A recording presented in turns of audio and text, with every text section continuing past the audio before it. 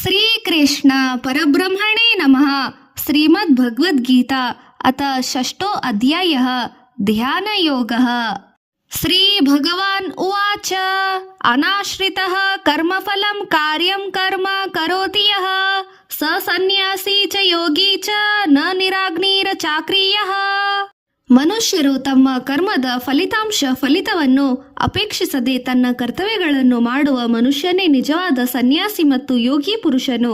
ಕರ್ತವ್ಯಗಳನ್ನು ಮರೆತು ಕುಳಿತವರು ಯೋಗಿಯಾಗುವುದಿಲ್ಲ. ಯಂ ಸನ್ಯಾಸಮೀತಿ ಪ್ರಾಹು ಯೋರ್ಗಂ ತಂ ವಿಧಿ ಪಾಂಡವ ನ ಹಯ್ಯ ಸನ್ಯಾಸ ಸಂಕಲ್ಪೋ ಯೋಗಿ ಭವತಿ ಕಶ್ಚನ. ಸನ್ಯಾಸತ್ವದ ಜೀವನವನ್ನೇ ಯೋಗ ಅಥವಾ ಯೋಗಿ ಎಂದು ಕರೆಯುತ್ತಾರೆ. ಮಾನಸಿಕ ಸಂಕಲ್ಪಗಳು, ಕೋರಿಕೆಗಳು, ಆಸೆಗಳನ್ನು ಪರಿತ್ಯಾಗ ಮಾಡದೆ ಯಾವನೂ ಸಹ ಯೋಗಿ ಸನ್ಯಾಸಿಯಾಗಲು ಸಾಧ್ಯವಿಲ್ಲ. ಆರಾರುಕ್ಷೋರ್ಮುನೈರ್ಯೋಗಂ ಕರ್ಮ ಕಾರಣ ಮುಚ್ಯತೆ ಯೋಗಾರೂಢಸ್ಯ ತಸ್ತೈವ ಯಮ ಕಾರಣ ಮುಚ್ಯತೆ. ಅಷ್ಟಾಂಗ ಯೋಗದಲ್ಲಿ ಹೇಳಿರುವ ಹಾಗೆ ಭಾವನೆ, ಭಾಷಣೆ, ಯೋಚನೆ, ಜೀವನ, ಧ್ಯಾನ, ನಿರ್ಣಯ, ಪ್ರವರ್ತನೆ, ಪರಿಶೀಲನೆ ಈ 8 ಕಾರ್ಯಗಳನ್ನು ಉತ್ತಮವಾಗಿ ಇಟ್ಟುಕೊಂಡು ಜೀವಿಸಲು ಸಾಧನಾ ಯೋಗದಿಂದ ಯೋಗಾರೂಢ ಸ್ಥಿತಿಯನ್ನು ಹೊಂದಬಯಸಿದರೆ ನಿಷ್ಕಾಮ ಕರ್ಮಗಳಿಂದಲೇ ಸಾಧ್ಯವಾಗುವುದು. ಸಂಕಲ್ಪರಹಿತ್ಯವನ್ನು ಮೋಕ್ಷ ಪ್ರಾಪ್ತಿಗೆ ಮುಖ್ಯವಾಗಿದೆ. ಅಂದರೆ ಆಸೆಯನ್ನು ತೊರೆಯುವುದೇ ಮೋಕ್ಷದ ಸ್ಥಿತಿ. ಯದಾ ಹಿ ನೇಂದ್ರಿಯಾರ್ಥೇಷು ನ ಕರ್ಮ ಸ್ವನುಜ್ಜತೆ ಸರ್ವ ಸಂಕಲ್ಪ ಸನ್ಯಾಸಿ ಯೋಗಾರೂಢಸ್ತದೋಚ್ಯತೆ. ಸಮಸ್ತ ಇಂದ್ರಿಯಗಳ ಸುಖಾಪೇಕ್ಷೆಯನ್ನು ಪರಿತ್ಯಜಿಸಿ ಜೀವನ ಪ್ರಕ್ರಿಯೆಗಳಲ್ಲಿ ಆಸಕ್ತಿಯನ್ನು ಬಿಟ್ಟು ಮಮತಾನುಬಂಧನಗಳಿಗೆ ದೂರವಾಗುವುದೇ ಯೋಗಾರೂಢ ಸ್ಥಿತಿ. ಉದ್ಧರೇದಾತ್ಮಾನ ಸದಾತ್ಮಾನಂ ನಾತ್ಮಾನವದ ಸಾಧಯೇತ ಆತ್ಮೈವ ಹ್ಯಾತ್ಮಾನು ಬಂಧುಃ ಆತ್ಮೈವ ರಿಪುರಾತ್ಮಾನಃ. ಮನುಷ್ಯನು ತನ್ನ ಜೀವನದಲ್ಲಿ ಸಾಂಸಾರಿಕ ಪ್ರಾಪಂಚಿಕ ಜೀವನಗಳಿಂದ ತನ್ನನ್ನು ತಾನೇ ಉದ್ಧರಿಸಿಕೊಳ್ಳಬೇಕು. ಮನುಷ್ಯನಿಗೆ ಆತ್ಮ ಬುದ್ಧಿಯೇ ಶತ್ರು, ಆತ್ಮವೇ ಮಿತ್ರ. ಬುದ್ಧಿಯನ್ನು ಸರಿಯಾದ ಮಾರ್ಗದಲ್ಲಿ ಇಟ್ಟುಕೊಂಡವನಿಗೆ ಎಲ್ಲವೂ ಶುಭಕರವಾಗಿರುತ್ತದೆ. ಮನುಷ್ಯನ ಸರ್ವ ಕಷ್ಟ ದುಃಖಗಳಿಗೆ ಮನಸ್ಸೇ ಕಾರಣವಾಗಿರುತ್ತದೆ. ಬಂಧುರಾತ್ಮ ಸತ್ಮಾನಸ್ತ್ಯ ಏನಾತ್ಮೇವಾತ್ಮಾನ ಜಿತಃ ಅನಾತ್ಮನಸ್ತು ಶತ್ರುತ್ವೇ ವರ್ತೇತಾತ್ವೈವ ಶತ್ರುವತ. ಮನುಷ್ಯನಲ್ಲಿರುವ ಇಂದ್ರಿಯಗಳನ್ನು, ಮನಸ್ಸನ್ನು, ಶರೀರವನ್ನು ತನ್ನ ವಶದಲ್ಲಿ ಇಟ್ಟುಕೊಂಡವನು ತನಗೆ ತಾನೇ ಮಿತ್ರನಾಗುತ್ತಾನೆ. ಹಾಗೆ ಇಲ್ಲದವನು ತನಗೆ ತಾನೇ ಶತ್ರುವಾಗಿರುತ್ತಾನೆ. ಬದುಕಿನಲ್ಲಿ ದುಃಖ ಭಾಜನೆ ಮಾಡಿಕೊಳ್ಳುತ್ತಾನೆ. ಮನಸ್ಸನ್ನು ಗೆದ್ದವನಿಗೆ ಸಮಸ್ತ ಪ್ರಕೃತಿ ವಶವಾಗುತ್ತದೆ, ಸರ್ವೇಂದ್ರಿಯಗಳು ವಶವಾಗುತ್ತವೆ. ಜಿತಾತ್ಮಾನಃ ಪ್ರಶಾಂತ್ಯಸ್ಯ ಪರಮಾತ್ಮ ಸಮಾಹಿತಃ ಶೀತೋಷ್ಣ ಸುಖ ದುಃಖೇಷು ತಥಾ ಮಾನಾಪಮಾನಯೋಃ.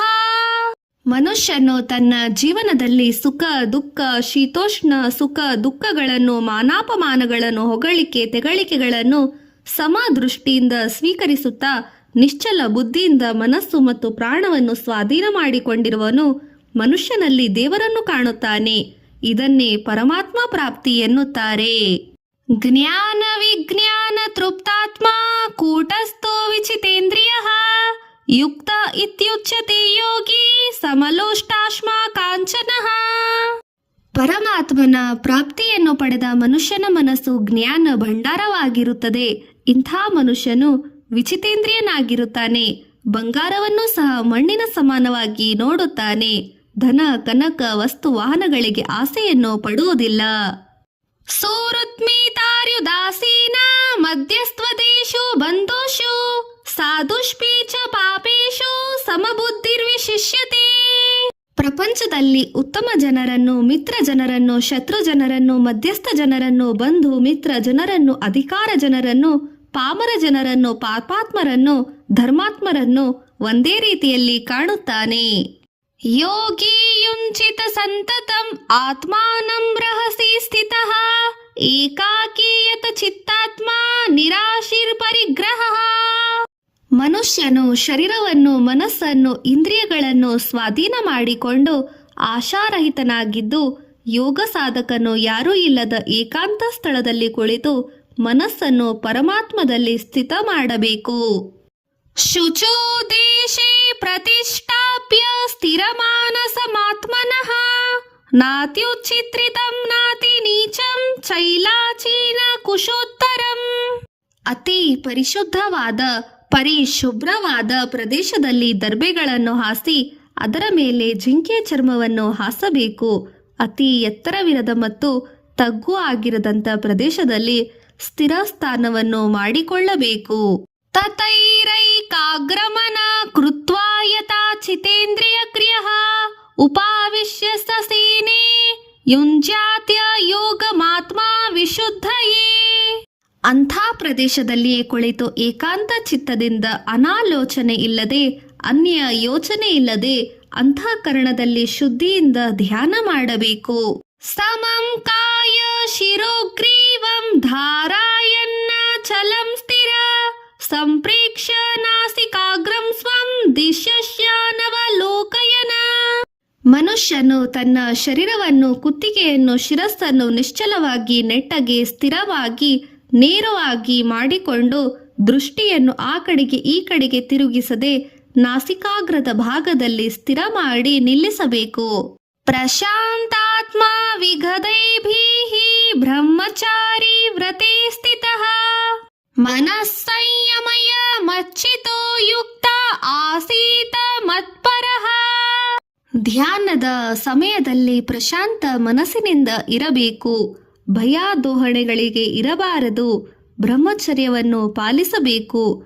ಮನೋನಿಗ್ರಹದಿಂದ ದೈವಪರಾಯಣ ಚಿತ್ತನಾಗಿರಬೇಕು. ಯುಂಜನೀವಂ ಸದಾತ್ಮಾನಸನಂ ಯೋಗಿ ನಿಯತ ಮಾನಸಃ ಶಾಂತಿಂ ನಿರ್ವಾಣ ಪರಾಂ ಮತ್ಸಂಸ್ಥಾಮಾದಿ ಗಚ್ಚತಿ. ಯಾವ ಮನುಷ್ಯನು ಮನೋನಿಗ್ರಹಶಾಲಿಯಲ್ಲಿ ಸಾಧನೆಯಲ್ಲಿ ವಿಜಯಿಯಾಗಿ ಯೋಗಿಯಾದ ಪರಮಾತ್ಮನಾದ ನನ್ನನ್ನೇ ಧ್ಯಾನಿಸುತ್ತಾ ನನ್ನನ್ನೇ ಮನಸ್ಸಿನಲ್ಲಿ ನಿಲ್ಲಿಸಿದರೆ ಪರಮಾನಂದದ ಶಿಖರಾಗ್ರದಲ್ಲಿ ತಲುಪುತ್ತಾನೆ ಎಂದನು ಪರಮಾತ್ಮನಾದ ಶ್ರೀಕೃಷ್ಣನು. ನಾತ್ಯಶ್ನಸ್ತು ಯೋಗಾಸ್ತಿ ನ ಚೈಕಾಂತ ಮನಶ್ನತಃ ನ ಚಾತಿ ಸ್ವಪ್ನಶೀಲಸ್ಯ ಜಾಗೃತೋ ನೈವ ಚಾರ್ಜುನ. ಹೇ ಅರ್ಜುನ, ಅತಿಯಾದ ಆಹಾರವನ್ನು ತಿನ್ನುವ ಮನುಷ್ಯನಿಗೂ ಮತ್ತು ಸದಾ ಉಪವಾಸಗಳಿಂದ ಆಹಾರವನ್ನು ಸೇವಿಸದೇ ಇರುವ ಮನುಷ್ಯನಿಗೂ ಅತಿಯಾದ ನಿದ್ದೆ ಮಾಡುವ ಮನುಷ್ಯನಿಗೂ ನಿದ್ದೆ ಮಾಡದೆ ಸದಾ ಎಚ್ಚರದಿಂದ ಇರುವ ಮನುಷ್ಯನಿಗೂ ಈ ಯೋಗ ಸಿದ್ಧಿ ಆಗುವುದಿಲ್ಲ. ಯುಕ್ತಾಹಾರ ವಿಹಾರಸ್ಯ ಯುಕ್ತ ಚೇಷ್ಟಸ್ಯ ಕರ್ಮಸು ಯುಕ್ತ ಸ್ವಪ್ನಾವಬೋಧಸ್ಯ ಯೋಗೋ ಭವತಿ ದುಃಖಃ. ಆಹಾರ ವಿಹಾರಗಳಲ್ಲಿ, ಕರ್ಮ ಅಕರ್ಮಗಳಲ್ಲಿ, ಹಗಲು ರಾತ್ರಿಗಳಲ್ಲಿ, ಜಾಗೃತಿ ಸ್ವಪ್ನಗಳಲ್ಲಿ ಉಚಿತಾನುಸಾರವಾಗಿ ವರ್ತಿಸುವ ಮನುಷ್ಯನಿಗೆ ಮಾತ್ರ ಈ ಯೋಗ ಸಿದ್ಧಿ ಲಭಿಸುತ್ತದೆ. ಯದಾ ವಿನಿಯತಂ ಚಿತ್ತಂ ಆತ್ಮಾನೈವಾವತಿಷ್ಠತೆ ನಿಸ್ಪೃಹಃ ಸರ್ವಕಾಮೇಭ್ಯೋ ಯುಕ್ತ ಇತ್ಯುಚ್ಯತೆ ತದಾ. ಮನುಷ್ಯನಾದವನು ತನ್ನ ಮನಸ್ಸನ್ನು ಸಂಪೂರ್ಣವಾಗಿ ಸ್ವಾಧೀನದಲ್ಲಿ ಆಧೀನದಲ್ಲಿಟ್ಟುಕೊಂಡು ಅದನ್ನು ಪರಮಾತ್ಮನಲ್ಲಿ ಸ್ಥಿರ ಮಾಡಿ ಬೆರೆಸಿದಾಗ ಸರ್ವ ಭೋಗಾಸಕ್ತಿಗಳು ನಾಶವಾಗುತ್ತವೆ. ಆವಾಗ ಯೋಗ ಯುಕ್ತರಾಗುತ್ತಾರೆ. ಯಥಾ ದೀಪೋ ನಿವಾತಸ್ಥೋ ನಿಘ್ನತೆ ಸೋಪಾನ ಸ್ಮೃತ ಯೋಗಿನೋ ಯತ ಚಿತ್ತಸ್ಯ ಯುಂಜತೋ ಯೋಗಮಾತ್ಮನಃ. ವಾಯುವಿನ ಪ್ರಭಾವವಿಲ್ಲದ ಸ್ಥಳದಲ್ಲಿ ಎಣ್ಣೆಯ ದೀಪವು ನಿಶ್ಚಲವಾಗಿ ಬೆಳಗುವಂತೆ ಮನುಷ್ಯನಿಗೆ ವಶವಾದ ಮನಸ್ಸು ಪರಮಾತ್ಮನ ಧ್ಯಾನದಲ್ಲಿರುವಾಗ ನಿರಾಳವಾಗಿರುತ್ತದೆ. ಯತ್ರೋ ಪರಮೇತೆ ಚಿತ್ತಂ ನಿರುದ್ಧಂ ಯೋಗ ಸೇವಯಾ ಯತ್ರಾ ಚೈವಾತ್ಮನಾತ್ಮನಂ ಪಶ್ಯಾನ್ಮನತ್ತಿ ತುಷ್ಯತಿ. ಯೋಗ ಧ್ಯಾನ ಸಾಧನೆಯಲ್ಲಿ ನಿಯಮಿತವಾದ ಮನಸ್ಸು ಯೋಗಾಭ್ಯಾಸದಿಂದ ಸಮಸ್ತ ಮಾನಸಿಕ ವ್ಯವಹಾರಗಳಿಂದ ನಿರಾಬೋಧಿತವಾಗುತ್ತದೆ. ಮನೋಕೇಂದ್ರದಲ್ಲಿ ಮನಸ್ಸನ್ನು ಪರಮಾತ್ಮನಲ್ಲಿ ಸಾಕ್ಷಾತ್ಕಾರ ಮಾಡಿಕೊಂಡು ಸಂತೋಷ ಪಡುತ್ತದೆ. ಸುಖಮಾತ್ಯಂತಿಕಂ ಯತತ ಬುದ್ಧಿಗ್ರಾಹ್ಯ ಮತೀಂದ್ರಿಯಂ ವೇತಿ ಯತ್ರ ನ ಚೈವಾಯಂ ಸ್ಥಿತಶ್ಚಲತಿ ತತ್ವತಃ. ಬ್ರಹ್ಮಾನಂದವೆಂದರೆ ಇಂದ್ರಿಯಗಳಿಗೆ ಅತೀತವಾದದ್ದು, ಮಾತುಗಳಿಗೆ ಹೇಳಲು ಅಶಕ್ಯವಾದದ್ದು. ಸೂಕ್ಷ್ಮ ಬುದ್ಧಿಯಿಂದ ಮಾತ್ರವೇ ಇದರ ಅನುಭವವನ್ನು ಪಡೆಯಬಹುದಾಗಿದೆ. ಬ್ರಹ್ಮಾನಂದವನ್ನು ಅನುಭವಿಸುತ್ತಾ ಪರಮಾತ್ಮನ ಧ್ಯಾನದಲ್ಲಿ ನಿಮಗ್ನನಾದವನು ಬ್ಯಾಹಿಕ ಪ್ರಪಂಚಕ್ಕೆ ದೂರವಾಗಿ ಮತ್ತೊಂದು ಬೇರೆ ಲೋಕಕ್ಕೆ ತಲ್ಲೀನನಾಗುತ್ತಾನೆ. ಯಂ ಲಬ್ಧಾವಚಾಪಾರಂ ಲಾಭಂ ಅನತ್ಯೈ ಸಾಧಿಕಂ ತತಃ ಯಸ್ಮಿನ್ ಸ್ಥಿತೋ ನ ದುಃಖೇನ ಗುರುಣಾಪಿ ವಿಚಾಲ್ಯತೆ. ಭಗವಂತನ ಆನಂದಾನುಭವವನ್ನು ರುಚಿಯನ್ನು ಕಂಡ ಮನುಷ್ಯನು ಇನ್ನಿತರ ಸುಖಗಳನ್ನು ಅಲ್ಪವಾಗಿ ಕಾಣುತ್ತಾನೆ. ಬ್ರಹ್ಮಾನಂದದ ಅನುಭೂತಿಯಲ್ಲಿದ್ದವನು ದುಃಖ ದುಮ್ಮಾನಗಳು ಎಂದೂ ಅವನಿಗೆ ಬಾಧಿಸಲಾರವು. ತಂ ವಿದ್ಯಾತ ದುಃಖ ಸಂಯೋಗ ವಿಯೋಗ ಯೋಗ ಸಂಚಿತಾತ್ಮ ಸ ನಿಶ್ಚಯೇನ ಯೋಗವ್ಯೋ ಯೋಗ ನಿರ್ವೀಣ ಚೇತಸ. ಸಂಸಾರವೆಂಬ ಪ್ರಪಂಚದಲ್ಲಿ ದುಃಖಾರೂಪ ಬಂಧನಗಳಿಂದ ವಿಮುಕ್ತಿಯನ್ನು ಕಲ್ಪಿಸುವ ಬ್ರಹ್ಮಾನಂದದ ಅನುಭವವನ್ನು ಯೋಗ ಎಂದು ತಿಳಿಯಬೇಕು. ಇಂಥ ಯೋಗವನ್ನು ಉತ್ಸಾಹಪೂರಿತ ಮನಸ್ಸಿನಿಂದ ದೃಢ ಮನಸ್ಸಿನಿಂದ ವಿರಾಮವಿಲ್ಲದೆ ಸಾಧನೆಯನ್ನು ಮಾಡಬೇಕು. ಸಂಕಲ್ಪ ಪ್ರಭಾವಾನ ಕಾಮಾನ ತ್ಯಕ್ತ್ವಾ ಸರ್ವಾನ ಶೇಷತ ಮನಸೈವೇಂದ್ರಿಯ ಗ್ರಾಮ ವಿನಿಯಮ್ಯ ಸಮತ್ತತಂ. ಮನುಷ್ಯನಾದವರು ಮನ ಸಂಕಲ್ಪದಿಂದ ಬರುವ ಕೋರಿಕೆಗಳು ಆಸೆಗಳನ್ನು ತ್ಯಜಿಸಿ ಜ್ಞಾನೇಂದ್ರಿಯಗಳು ಕರ್ಮೇಂದ್ರಿಯಗಳನ್ನು ನಿಗ್ರಹಿಸಿ ಸಾಧನೆಯನ್ನು ಮುಂದುವರೆಸಬೇಕು. ಶನೈಹಿ ಶನೇರುಪರಿಮಿತ ಬುದ್ಧ್ಯಾ ಧೃತಿ ಗೃಹೀತಾಯ ಆತ್ಮ ಸಂಸ್ಥಂ ಮನ ಕೃತ್ವಾ ನ ಕಿಚಿಂತಪಿ ಚಿಂತಯೇತ. ಈ ರೀತಿಯಾಗಿ ಕ್ರಮಕ್ರಮವಾಗಿ ಧ್ಯಾನ ಸಾಧನೆಯನ್ನು ಮಾಡುತ್ತಾ ಬ್ರಹ್ಮಾನಂದ ಸ್ಥಿತಿಗೆ ಸ್ಥಿರಬೇಕು. ಸ್ಥಿರ ಮನಸ್ಸಿನಿಂದ ಸತ್ಯ ಸಂಕಲ್ಪನಿಂದ ಸತಚಿತ ಆನಂದನಾದ ಪರಮಾತ್ಮನನ್ನು ಮನಸ್ಸನ್ನು ಪರಮಾತ್ಮನಿಗೆ ಅರ್ಪಣೆ ಮಾಡಿ ಅನ್ಯ ಚಿಂತನೆಯನ್ನು ಮರೆತು ಬಿಡಬೇಕು. ಯತೋ ಯತೋ ನಿಶ್ಚರತಿ ಮನಶ್ಚಂಚಲ ಮಸ್ತಿರಂ ತತಸ್ತನೋ ನಿಶ್ಯಮೇ ನಿಯಮೇ ತಥಾ ಆತ್ಮಾನೈವ ವಶಂ ನಯೇತ. ಸಹಜವಾಗಿ ಮಾನವರ ಮನಸ್ಸು ಅತಿ ಚಂಚಲವಾಗಿರುತ್ತದೆ. ಸಾಂಸಾರಿಕ ಮತ್ತು ಪ್ರಾಪಂಚಿಕ ವಿಷಯಗಳಲ್ಲಿ ಆಸಕ್ತಿಯನ್ನು ಹೊಂದಿರುತ್ತದೆ. ಅಂಥ ಮನಸ್ಸನ್ನು ಕಠಿಣ ನಿಯಮಗಳಿಂದ ಮರಳಿಸಬೇಕು. ಪ್ರಶಾಂತ ಮನಸಂ ಹೀನಂ ಯೋಗೀನಂ ಸುಖಮುತ್ತಮಂ ಉಪೈತೆ ಶಾಂತ ರಚಸಂ ಬ್ರಹ್ಮಭೂತ ಮಕಲ್ಮಷಂ. ಪ್ರಶಾಂತವಾದ ಮನಸ್ಸಿರುವವನು ಪಾಪರಹಿತನು, ಸತ್ವಗುಣಗಳಿಂದ ಶಾಂತನಾದವನು, ಪರರ ವಿಷಯಾಸಕ್ತ ಇಲ್ಲದವನು, ಪರಮಾತ್ಮನನ್ನು ಸ್ಥಿರವಾಗಿ ನಂಬಿದವನು ಯೋಗ ಸಾಧನೆಯಿಂದ ಬ್ರಹ್ಮಾನಂದವನ್ನು ಪಡೆಯುತ್ತಾನೆ.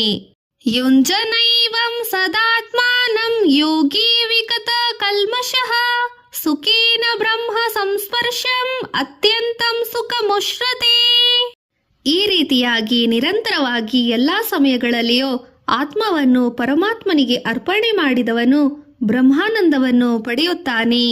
ಸರ್ವಭೂತಸ್ಥಮಾತ್ಮಾನಂ ಸರ್ವಭೂತಾನಿ ಚಾತ್ಮನಿ ಈಕ್ಷತೆ ಯೋಗ ಯುಕ್ತಾತ್ಮ ಸರ್ವತ್ರ ಸಮದರ್ಶನಃ. ಭಗವಂತನ ನಿಜವಾದ ಭಕ್ತನು ನನ್ನ ಭಕ್ತನು ಸರ್ವ ಪ್ರಾಣಿಗಳಲ್ಲಿಯೂ ನನ್ನನ್ನೇ ಕಾಣುತ್ತಾನೆ, ಸರ್ವ ಪ್ರಾಣಿಗಳನ್ನು ತನ್ನಂತೆಯೇ ಭಾವಿಸುತ್ತಾನೆ ಎಂದರು ಶ್ರೀಕೃಷ್ಣ ಅರ್ಜುನನಿಗೆ.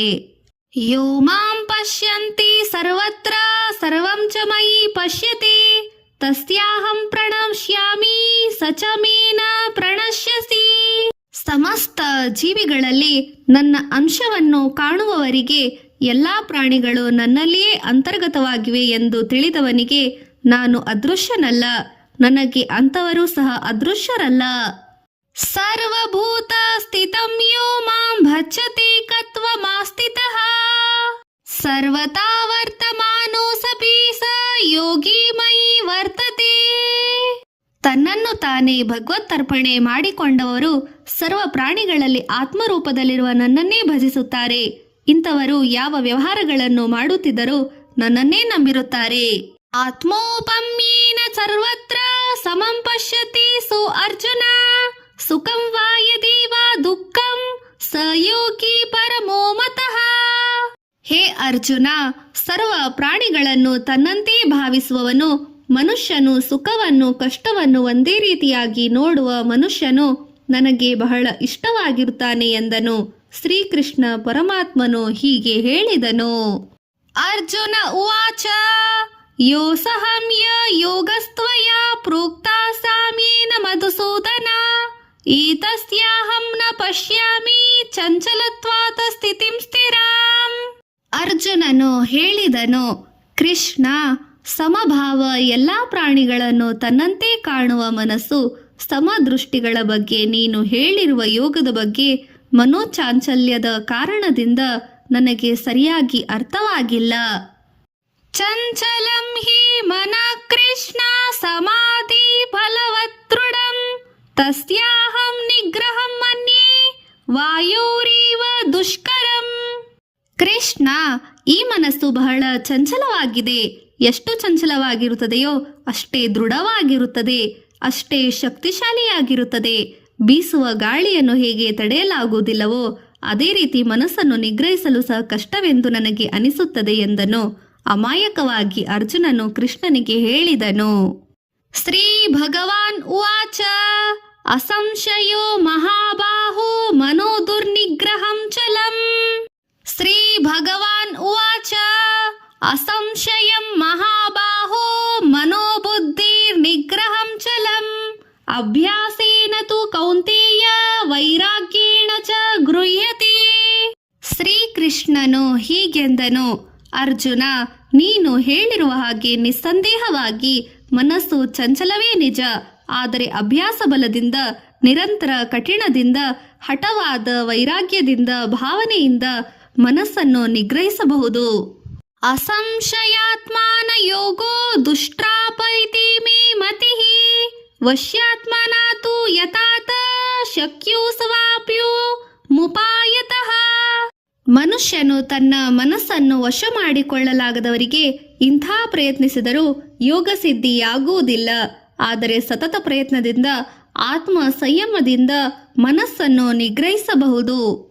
ಅರ್ಜುನ ಉವಾಚ ಅಶತಿಃ ಶ್ರದ್ಧಯೋಪೇತೋ ಯೋಗಾಶ್ಚಲಿತ ಮಾನಸಃ ಅಪ್ರಾಪ್ಯ ಯೋಗ ಸಂಸಿದ್ಧಿಂ ಕಾಂಗತಿಂ ಕೃಷ್ಣ ಗಚ್ಚತಿ.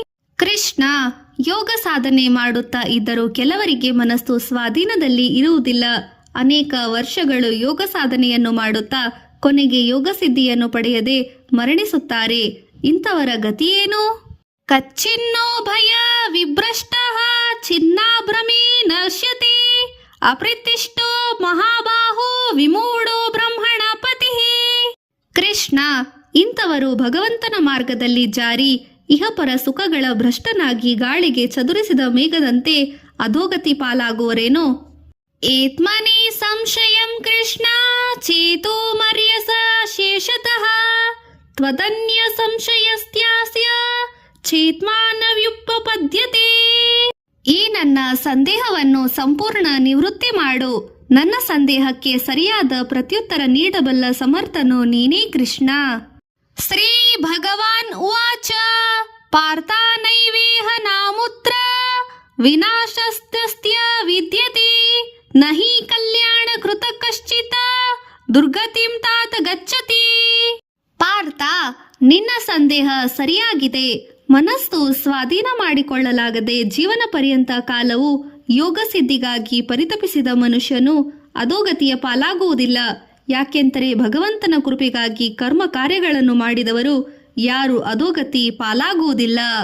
ಪ್ರಾಪ್ಯ ಪುಣ್ಯ ಕೃತಾಂ ಲೋಕಾನ್ ಉಷಿತ್ವಾ ಶಾಶ್ವತಿಃ ಸಮಾ ಶುಚೀನಾಂ ಶ್ರೀಮತಾಂ ಗೇಹಿ ಯೋಗ ಭ್ರಷ್ಟೋ ಸ ಬೀಜಾಯತೆ. ಯೋಗ ಸಿದ್ಧಿಯನ್ನು ಪಡೆಯಲಾಗದಿದ್ದರೂ ಪುಣ್ಯಾತ್ಮರು ಪಡೆಯುವ ಸರ್ವಲೋಕ ಪ್ರಾಪ್ತಿಯನ್ನು ಪಡೆಯುತ್ತಾರೆ. ಸಾವಿರಾರು ವರ್ಷಗಳು ಸ್ವರ್ಗದಲ್ಲಿದ್ದ ನಂತರ ಸುಂದರ ರೂಪವನ್ನು ಪಡೆದು ಶ್ರೀಮಂತರ ಮನೆಯಲ್ಲಿ ಮಾನವರಾಗಿ ಹುಟ್ಟುತ್ತಾರೆ. ಅಥವಾ ಯೋಗಿ ನಾಮೇವ ಕುಲೇ ಭವತಿ ಧೀಮತಾಂ ಏತತ್ತಿ ದುರ್ಲಭತರಂ ಲೋಕೆ ಜನ್ಮ ಯದಿ ದೃಶ್ಯಂ.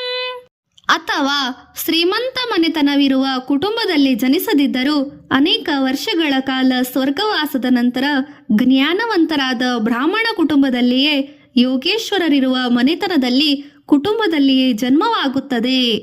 ತತ್ರ ತಂ ಬುದ್ಧಿ ಸಂಯೋಗಂ ಲಭತೆ ಪೌರ್ವದೈಹಿಕಂ ಯತತೆ ಚ ತತೋ ಭೂಯಃ ಸಂಸಿದ್ಧೋ ಕುರು ನಂದನ. ಪೂರ್ವ ಜನ್ಮದ ಸಂಸ್ಕಾರವಿರುವುದರಿಂದ ಉತ್ತಮ ಮನೆತನದಲ್ಲಿ ಹುಟ್ಟಿ ಪುನಃ ಯೋಗ ಸಿದ್ಧಿಗಾಗಿ ಸಾಧನೆಯನ್ನು ಪ್ರಾರಂಭಿಸುತ್ತಾರೆ. ಪೂರ್ವಾಭ್ಯಾಸೇನ ತೈನೈವ ಹಿರ್ಯತೆ ಹವ್ಯ ಶೋಸಪಿ ಸಹ ಜಿಜ್ಞಾಸೂರೂಪಿ ಯೋಗಸ್ಯ ಶಬ್ದ ಬ್ರಹ್ಮಾತಿ ವರ್ತತೆ. ಗತವಾದ ಹಿಂದಿನ ಜನ್ಮದಲ್ಲಿ ಯೋಗ ಸಾಧನೆಯಲ್ಲಿ ವಿಫಲರಾದರೂ ಪೂರ್ವ ಜನ್ಮದಲ್ಲಿ ನಿಸ್ಸಂದೇಹವಾಗಿ ಪರಮಾತ್ಮನ ಕಡೆಗೆ ಆಕರ್ಷಿತರಾಗುತ್ತಾರೆ. ವೇದಗಳಲ್ಲಿ ವಿವರಿಸಿದ ಸಕಾಮ ಕರ್ಮಗಳನ್ನು ಅಧಿಗಮಿಸುತ್ತಾರೆ. ಅಂದರೆ ವೇದ ಕಾರ್ಯ ಕರ್ಮ ನಿಯಮಕ್ಕೆ ಅತೀತರಾಗುತ್ತಾರೆ. ಪ್ರಯತ್ನಾದ್ಯತ ಮಾನಸ್ತು ಯೋಗಿ ಸಂಶುದ್ಧ ಕ್ಲಿಬ್ಧಶಃ ಅನೇಕ ಜನ್ಮ ಸಂಸಿದ್ಧ ತಥೋ ಯಾತಿ ಪರಾಂ ಗತಿಂ.